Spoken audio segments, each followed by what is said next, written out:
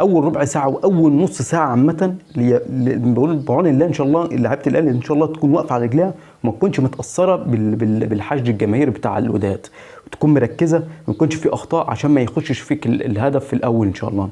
ولكن بعد مرور النص ساعه دي اتمنى ان كولر يكون مقسم سيناريوهات للماتش، انه يكون عامل سيناريوهات للماتش ان لما الاول نص ساعه هنعمل ايه وبعد الشوط الاول هنعمل ايه وهكذا. لان القصه الماتش فيه ماتش هيبقى ماتش كبير قوي، ماتش صعب صراحه. القصه صعبه يعني، واللي مزود الصعوبه هو ان النادي الاهلي خسران من الوداد السنه اللي فاتت على نفس الملعب. فلعيبه النادي الاهلي، وده اللي كان باين في لعيبه النادي الاهلي لما جه فيها الهدف هنا في القاهره وخلص الماتش 2-1، لعيبه النادي الاهلي كانت خارجه اكنها مهزومه، لانهم عارفين اللي مستنيهم هناك في المغرب في مركب محمد الخامس. ولكن ان شاء الله ربنا يكرم لعيبه الاهلي ان شاء الله هتكون رجاله.